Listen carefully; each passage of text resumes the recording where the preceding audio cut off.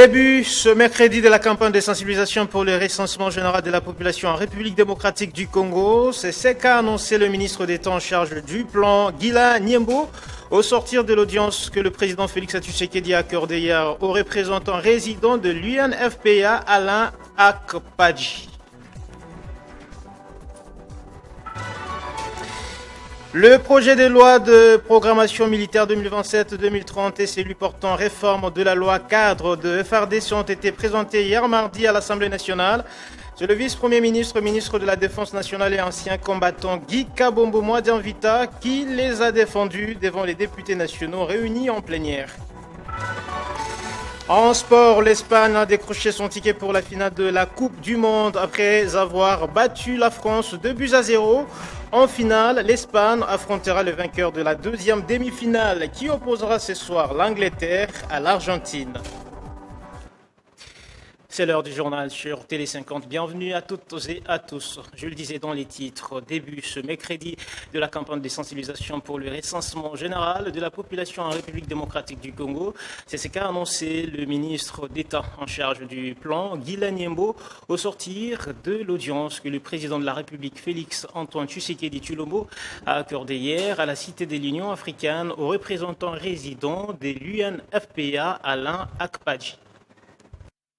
À la Cité de l'Union africaine, le président de la République Félix Tshisekedi a accordé une audience à Alain Akpadji, représentant résident du Fonds des Nations Unies pour la population UNFPA. Au cœur des échanges, l'appui technique, financier et logistique de l'UNFPA pour la réussite du tout premier recensement général de la population et de l'habitat en RDC depuis plus de 40 ans. Un exercice jugé indispensable pour disposer de données fiables et actualisées afin de mieux planifier les politiques publiques en matière de santé, d'éducation, d'emploi et d'aménagement du territoire. Face aux défis des zones d'accès difficiles, notamment dans l'est du pays, en proie à l'insécurité, l'organisation onusienne s'est engagée à mobiliser des solutions innovantes. L'UNFPA promet de recourir à l'intelligence démographique, des outils numériques, des tablettes, la géolocalisation et la transmission des données en temps réel afin de garantir une couverture exhaustive du territoire national. Présent à la rencontre, le ministre d'État en charge du plan et de la coordination de l'aide au développement, Guila Niembo, a dévoilé les chronogrammes officiels du processus. Selon lui, la campagne nationale de sensibilisation démarre dès ce mercredi 15 juillet 2026 sur l'ensemble des médias et dans les communautés. Le dénombrement effectif débutera au mois d'août prochain et va s'étendre progressivement jusqu'en 2027 pour couvrir toutes les provinces de la RDC. Pour le gouvernement, ce recensement marque une étape clé dans la modernisation de l'État et la mise en place d'une gouvernance basée sur des statistiques crédibles. Le vice-premier ministre, ministre de la Défense nationale et ancien combattant, maître Guy Kabombo Mwadianvita, a présenté hier mardi devant les députés nationaux réunis en plénière à l'Assemblée nationale le projet d'adoption de la loi de programmation militaire 2027-2030 ainsi que la réforme de la loi cadre régissant les forces armées de la République démocratique du Congo. C'est ce que nous dit Jacob Onsimbi.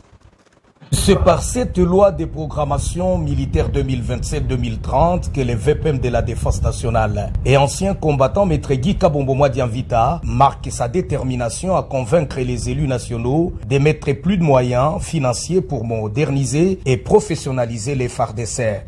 Le VPM de la Défense a présenté ce mardi 14 juillet devant les députés nationaux réunis en séance plénière à l'Assemblée nationale le projet d'adoption de la loi de programmation militaire 2027-2030 ainsi que la réforme de la loi cadre régissant les forces armées de la République démocratique du Congo et FARDC. Au cours de cette démarche, il s'agit de faire la loi de programmation militaire 2027-2030 un levier puissant et un outil incontournable de modernisation et de professionnalisation des FARDC pour répondre efficacement aux menaces internes et externes face aux défis sécuritaires actuels. Arrivée à expiration l'année dernière, la précédente loi de programmation militaire constituait déjà l'un des piliers du vaste chantier de modernisation du secteur de la défense engagé par le gouvernement. Sa réforme vise aujourd'hui à adapter le cadre juridique aux nouvelles réalités opérationnelles et aux exigences d'une armée moderne performante et structurée. Le chef de l'outil de la défense, Guy Kabombo Madianvita, a d'abord dressé le bilan des insuffisances et contraintes ayant freiné l'exécution de l'ancienne programmation avant de détailler les grandes lignes de la nouvelle orientation couvrant la période 2027-2030. Maître Guy Kabombo a présenté la nouvelle architecture qui s'articule autour de 6 programmes majeurs destinés à structurer l'effort de la montée en puissance des FARDC, vision du chef de l'État, Félix-Antoine Tshisekedi Tshilombo, renforcement et formation, l'acquisition des équipements, la modernisation des infrastructures militaires, l'intensification des entraînements et des opérations, le développement des capacités des renseignements militaires, ainsi que la promotion d'une véritable industrie nationale de la défense. Une attaque armée a coûté la vie à au moins 3 personnes et fait 3 blessés dans la nuit du mardi 14 au mercredi 15 juillet au quartier Homme dans la commune de Mangina en territoire de Beni. Nous sommes dans la province du Nord Kivu. Ce bilan provisoire a été communiqué ce mercredi par le président de la société civile locale, craignant des nouvelles violences. De nombreuses familles ont été contraintes de quitter leurs habitations durant la nuit pour se réfugier dans des zones jugées plus sûres. Plus de détails dans nos prochaines éditions. Restez avec nous. La C64 confirme la tenue de sa marche dite populaire le 22 juillet prochain. La plateforme de l'opposition dit rester déterminée à mobiliser dans la rue pour faire entendre ses revendications. La coalition appelle ses militants et l'ensemble de la population à une participation massive à cette journée de contestation. On écoute à ces sujets Prince Pengue. À quelques jours du 22 juillet, le climat politique s'étend en République démocratique du Congo.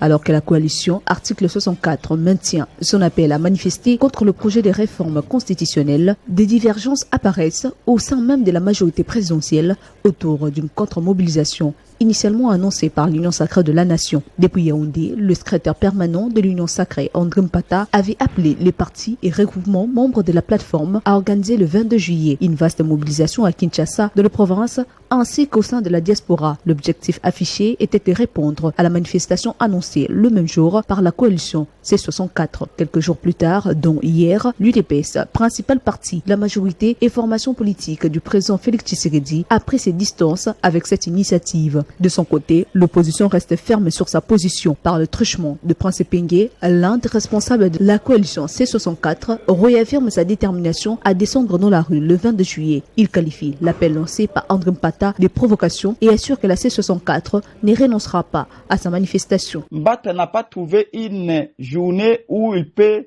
convoquer la marche de l'Union sacrée. Seulement le mercredi 22, la date est prévue pour la marche populaire du peuple, pour sauver l'unité du Congo, pour empêcher la balkanisation que le référendum va causer dans ce pays. Nous n'allons pas reculer. Aujourd'hui, nous, de l'ADD Congo et de la Mouka, nous étions à Matete, nous étions à Kingabwa, toujours en train de mobiliser la population quinoise. Nous sortirons de la Tiangou, nous sortirons de la Moamba, la population sortira de la Lukunga et de la Funa. Direction Sens Unique, palais de la nation. Mais c'est Félix Tshisekedi n'est qu'un locataire. Cette situation nourrit les inquiétudes quant à une possible montée des tensions dans la capitale. La tenue de démobilisation annoncée les mêmes jours fait craindre des incidents entre militants de deux camps. Dans ce contexte, les autorités et les services de sécurité sont appelés à assurer le maintien de l'ordre public tout en garantissant le droit de manifester dans le respect de la loi et en préservant un climat apaisé. Reconnaissante pour son engagement en faveur de l'État, des droits et des libertés démocratiques, la nouvelle génération pour l'émergence du Congo, Nojek Anabrégé, remercie le président de la République, Félix Tshisekedi, après la comparution à la Cour de cassation de leur leader, l'ancien ministre de la Justice, Constant Mutamba, et salue en même temps l'encadrement républicain dont ont bénéficié ces militants et la sécurisation de leurs biens lors de cette journée des procès. La nouvelle génération pour l'émergence du Congo, nouvelle opposition pour la gouvernance, l'éthique et la citoyenneté. Opposition républicaine adresse ses sincères remerciements au chef de l'État, président de la République, M. Félix Antoine Tshisekedi Tshilombo, pour son engagement en faveur de l'état de droit et des libertés démocratiques. Au commandant de la police ville-province de Kinshasa et à l'ensemble des éléments de la police nationale congolaise pour l'encadrement républicain dont ont bénéficié nos militants et la sécurisation de leurs biens lors de cette journée. Nous saluons particulièrement la protection assurée à notre autorité de référence, Maître Constant Mutamba Tungunga, accompagné de son équipe médicale à l'occasion de son 3e procès à la Cour de cassation ce 13 juillet 2026. Aux militants de la NOJEC vous félicite et remercie tous les militantes et militants pour leur sens élevé du patriotisme et leur mobilisation responsable derrière leur autorité de référence, Maître Constant Mutamba Tungunga. Votre discipline, votre sens des responsabilités honore notre lutte républicaine. La nouvelle génération pour l'émergence du Congo réaffirme et réitère son soutien au chef de l'État et à ses initiatives politiques pour l'émergence du Congo. La communauté des églises du camp de Jésus-Christ a procédé à la dédicace du nouveau temple, une occasion pour le pasteur Valentin Makidi de procéder également à la consécration des nouveaux serviteurs pour la gloire des dieux. C'était un moment exceptionnel de gloire, d'adoration, de louange, de reconnaissance de la sainteté et de la souveraineté de Dieu au temple de la communauté des églises camp de Jésus-Christ au quartier Matadi-Mayo de la commune de Mongafula. Il était question pour le pasteur Valentin Makidi de procéder à la dédicace du nouveau temple de Dieu, mais aussi à la consécration de nouveaux serviteurs.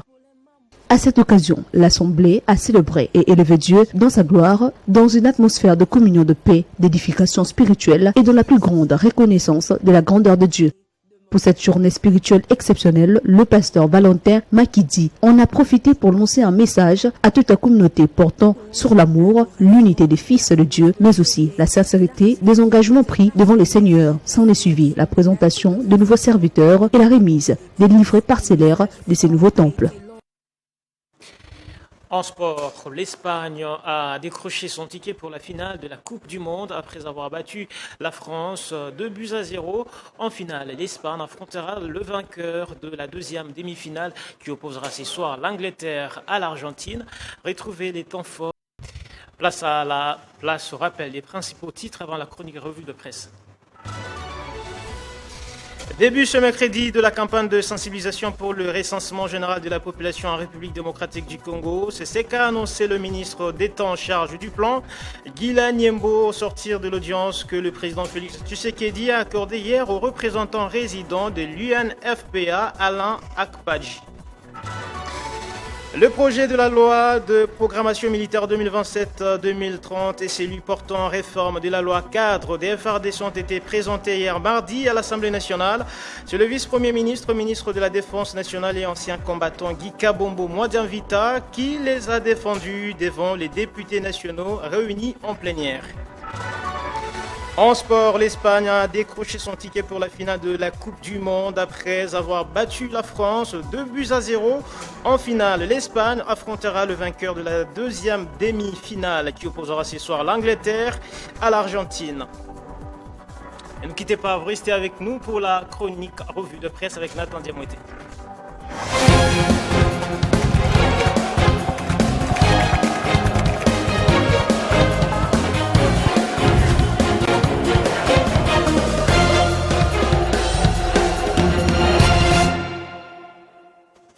Il est bien en place pour cette deuxième et dernière partie du journal. Nathan, bonjour et bienvenue. Bonjour héritier, merci. Bonjour également à tous nos téléspectateurs qui nous suivent de partout. Deux sujets. Le premier, retrait imminent des troupes rwandaises du sol congolais. Le vœu de Marco Rubio, toujours pas réalisé. Exactement, héritier Ntamboa, c'est une information qui fait la une de plusieurs journaux parus ce mercredi. Eh bien, on ouvre le bal avec Radio Okapi et qui titre juste sur sa une. RDC toujours toujours pas de retrait de troupes rwandaises espéré à la mi-juillet par Washington.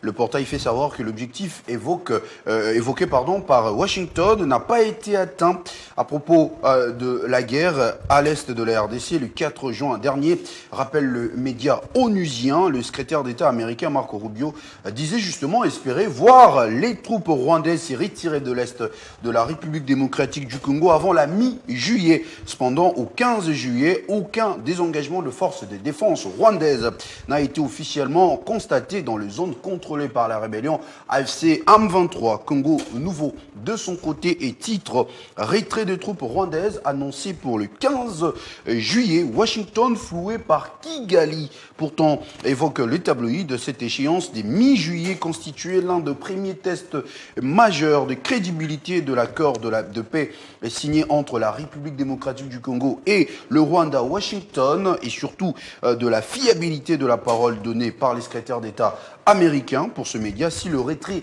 n'était pas constaté dans les délais prévus, l'administration américaine pourrait être amenée à intensifier sa pression diplomatique ou encore un calendrier révisé afin d'éviter justement que l'accord ne perde sa dynamique dès ses premières semaines.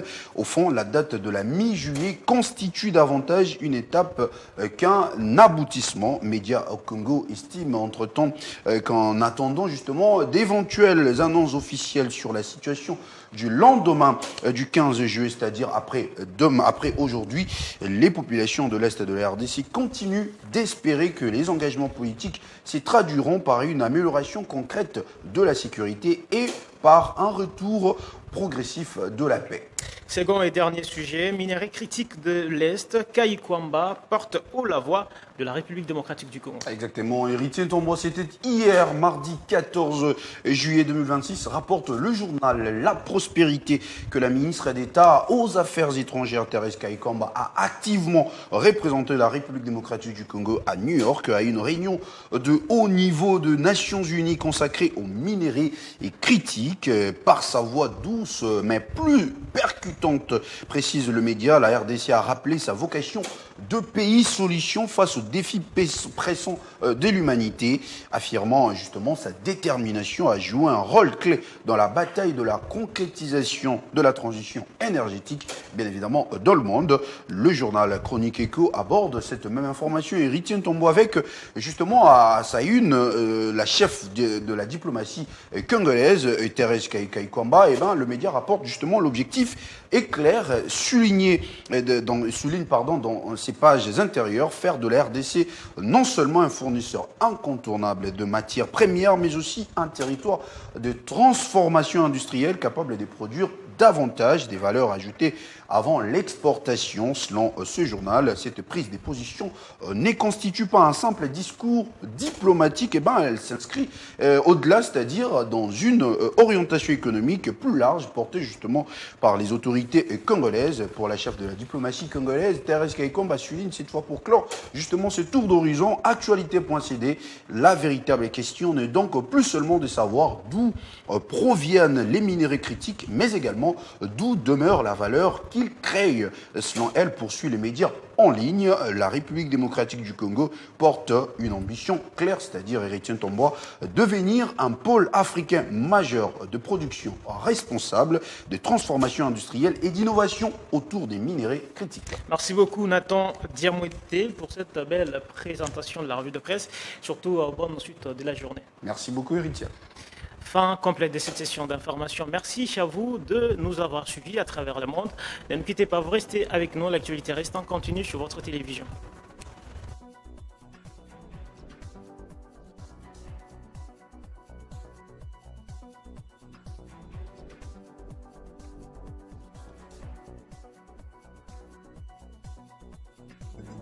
Retrouvez toute l'actualité en continu sur www.tele50.cd.